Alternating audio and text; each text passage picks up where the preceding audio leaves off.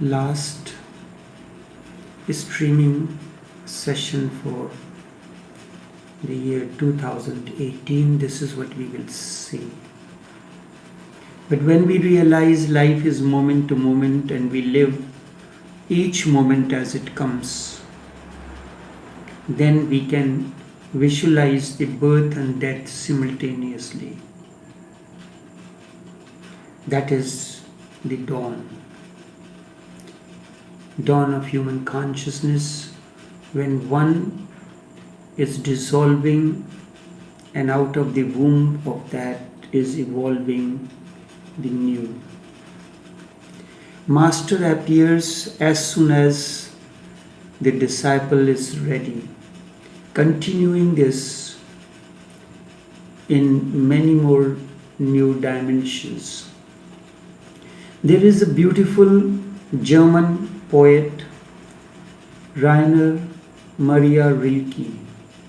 He says, prayer is a radiation of our being that is suddenly set at fire. It is an infinite and purposeless direction. Prayer is a radiation of our being suddenly set afire. It is an infinite and purposeless direction. Before I go into the parable, Master appears as soon as the disciple is ready. Let me reflect and you introspect on the words of Rilke. Introspect over these words. In the beginning, you do not know where your prayer is going. It has no address, no direction. You may ask how to pray to God. You do not even know God. You do not know whether He exists or not. That is why you are praying. Certainly you would like to know what God is, not where God is. What God is, you enter into methodology, but you do not know. As a result, you are putting your heart out in the form of words, and that becomes your prayer. Prayer is waiting for the unknown to take possession of you. Prayer is waiting for the unknown to take possession of you. Know this as faith. This is your trust. On the contrary, the skeptical mind wants to ascertain first whether God is or not. And if God is, only then I can pray.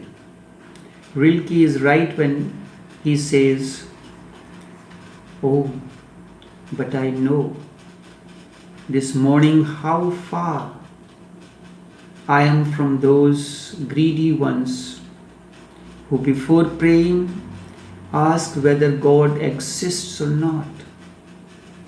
Oh, but I know this morning how far I am from those greedy ones who before praying ask whether God exists. We will pray only God exists, says a skeptical. So you go into the belief system. Your scripture says God exists, that's why there are prayers.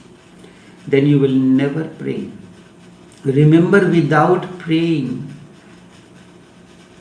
prayer is a call.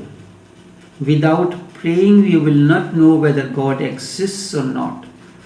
Normally, people make impossible conditions for praying.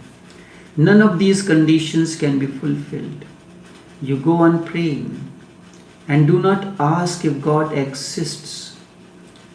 In your quest, God is irrelevant at that moment. Just go on praying. Just go on making the prayer possible. Just go on making the prayer happen.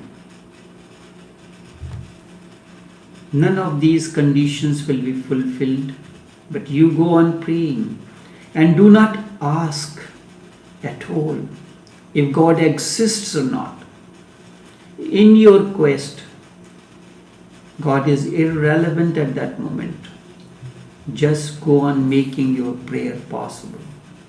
A prayer is the lament. It is the song of the heart. It is the dance of the silence overflowing the heart. It is addressed to the unknown. Maybe he is, maybe not. But that is not the point, and that is not important. You should be joyous and ecstatic in pouring your heart out. You should be ecstatic and joyous in pouring your heart out. This is joy on itself. Prayer is primary. The existence of God is secondary. Never forget prayer. Never forget prayer is primary. It reveals God. It reveals your inner silence. It reveals your inner harmony to you. It opens eyes, opens the petals of your heart. That's why it is important. Prayer opens the petals of your heart. It creates God. Suddenly everything becomes aflame with love. That's why Rilke says that it sets something aflame in you. Suddenly everything becomes aflame, everything becomes alive for you, and it is overflowing joy and love.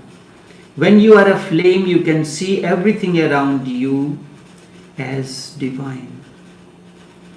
When you are aflame with love, when you are aflame with inner silence, when you are aflame with your inner joy, when you are aflame with your inner fragrance, you will find everything around you becomes divine. Everything, irrespective of what it is, becomes alive for you. Rilke says, if he no longer or does not exist, what difference does it make whether he exists or not? What is very important, you should realize your inner silence. You should be established in your inner harmony. You should experience that inner harmony. Only then you will know. You will forget about whether God exists or not.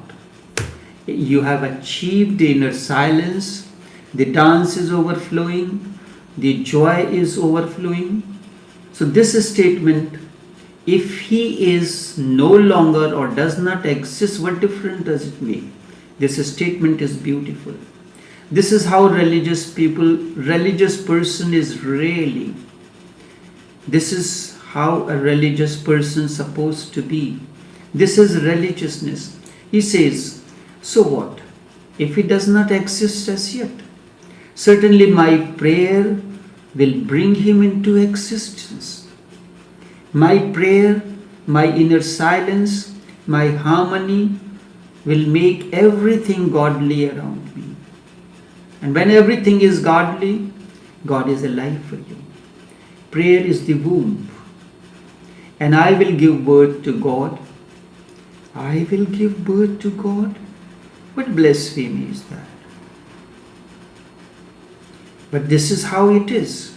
Prayer is the womb, and you give birth to God through your prayers. Through my prayers, I will make him alive. Through your prayers, you make your silence dancing. Through your prayers, you make your dance silent. Through your prayers, you make your words alive. This is the Sufi approach. I say this is Sufi approach. Rilke is really reflecting the very heart and the existence of Sufism. And this is how poets and the mystics have always been. They have always felt like this. We go on doing it. We go on creating God. In fact, let us not call this as creation, because it is not creation. It is revelation to you. It is revelation to you. Remember, for one who prays and the person for whom God is revealed for the first time. It looks like creation. It appears that as if prayer has created God. But no, prayer has not created God. Instead, it has revealed God to you. It reveals. It removes the thick layer of dark haze from your eyes. Your heart begins to pulsate, and you fall in harmony with the whole. Suddenly God is there. Godliness surrounds you as dance, as silence, as harmony, as oneness. Prayer is naive. It is waiting for someone who never comes. Waiting for someone who never comes. Asking for someone or something that is not there. Not at least now. Is there, if there be God who loves man, let him speak now. The poet Seneca says in his tragedy, a composition, the prayerful heart is saying, I am speaking to you. I am provoking you. Are you there? Just give me a little hint. Just give me a little hint. A small word, a tiny gesture, and that will be enough for me. Once you have called me lovingly, ere long, the music plays into my ears, and I can live with that echo ere long. Just एक बार जो तूने पुकारा था मुझे, ताज़ीज़ मेरे मन में बजती रही शहनाई. Once you had called me lovingly, every master calls you. The moment he calls you, those words, the first meeting with the master, the words, a look, a glance towards you, you can never forget. It continues to create echoes into your ears. A tiny gesture, and that will do. Are you there? And you continue to shout to the skies even though there is no response. Continue to shout. All your prayers disappear into nothingness, and there is no response from the other shore. Yet still prayer goes on transforming you. Prayer, whether heard or not, it transforms you. It makes your silence dance. It makes your dance become silent, overflowing. It brings harmony within. The effect of prayers become visible. It may not change the reality outside you, but it will go on changing your innerness, changing you. You will become more and more softer and softer. You will become more feminine, as if you are carrying a womb within. And one day when you have really melted, when you are no more solid, no more hard like a rock, when you are simply flowing, response comes. When you are softer, when you have melted, no more solid, no more hard like a rock, you are simply a flow, response comes. Not from the other shore, instead from the deepest core, or the innermost core of your being. Because your innermost core,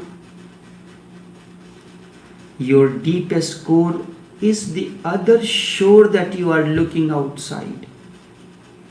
This is the reason Raman continues to say, go within. And that's where you will find the other shore. You will find the other shore deepest within you.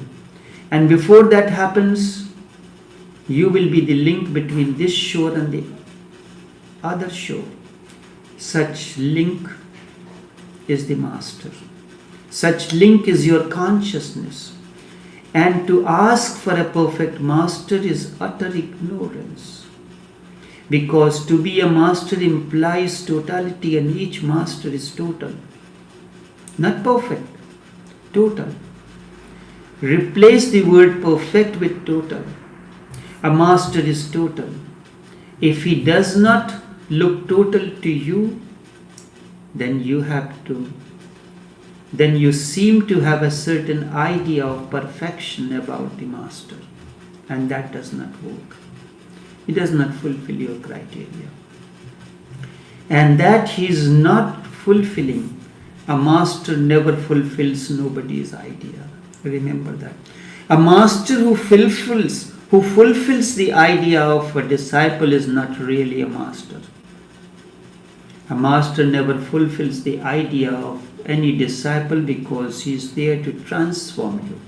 And those who fulfill your criteria, your conditions, they cannot be a master and they cannot transform you. He lives his own life, but one thing remains certain: he lives in total harmony. Forget it not. When I use the word perfect, I use only in the sense of completion. When I said that he lives total harmony, I was not using the word in the same meaning that you use, in the same sense or in the dictionary meaning. Whatever a master does, he is totally into it, be it anger, be it joy, be it anything. You would have heard the name of Raman Maharishi. He was a silent sage, but he used to get angry at times, and this is where people consider the anger of the master just like yours, and they cannot differentiate between the anger of a master and the anger, your own anger. There is a vast difference between the two. Master's anger is the outcome of compassion. Your anger is the outcome of frustration. And when Raman was angry, he was pure anger, not contaminated one. It happened. One day a scholar came and started asking unnecessary questions. And all the questions lacked intelligence and they had no relevance. Raman listened. His questions were very long, and often through the questions he was quoting scriptures to support his questions. Raman repeatedly told him, please meditate, and said, the only one thing for you to do is to ask, who am I? Who am I? No other question is relevant. The moment you find the answer of who am I, all the questions are answered. Who am I? But the man engulfed in his intelligence would not listen at all. And this is what we go on doing it. Suddenly the disciple could not believe. Raman took his walking stick and rushed after the man. The man became so frightened that he escaped from the room. Not only escaped from the room, as Raman was following the man, he ran out of the gate of the ashram. Everyone, all the disciples were startled. A silent sage has become suddenly a rage of anger. But he returned laughing. None of his disciples could believe or understand this. Someone gathered courage and said, "But you and the angry?" Raman responded, "Look at the perfection of it." Someone said, "You are saying God is merciful, and look, I have a hump on my back and I cannot walk properly." The master said, "Can't you see your hump is perfect? Can't you see your hump is total, is perfect?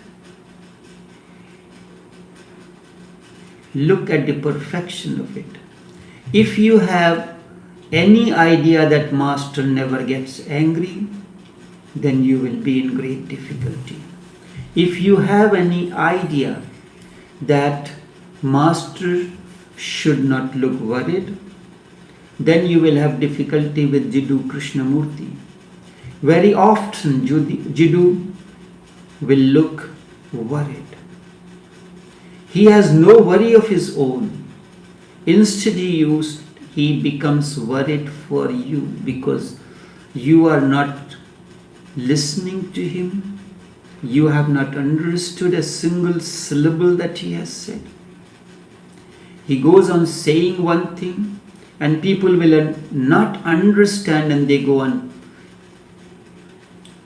persisting with their own ignorance. With this, Krishnamurti will get angry, and people around Krishnamurti had problems in accepting him as perfect master. Many times people will come and ask the questions to clarify such matters. A master does not have anything of his own to be worried about. He is always worried for the sake of disciples. The very idea of perfection is the creation of your own mind. The very idea of perfection is the creation of your mind. Mind continues to think the master should be like this or that. Master is not like anyone else. He is just himself. Just himself. And one thing is always true, Master is always total in whatsoever he is doing or being.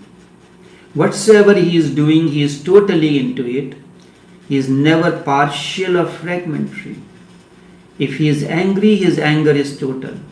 If he loves, he will be total again. Totalness or totality is the quality of the Master. That is what I mean by the word perfection. The totality of it. All the masters are perfect. So never search for a perfect master. I will go into this parable. The master appears as soon as the disciple is ready. In tomorrow's session, this was a prelude. Until tomorrow, take care and do have a pleasant day.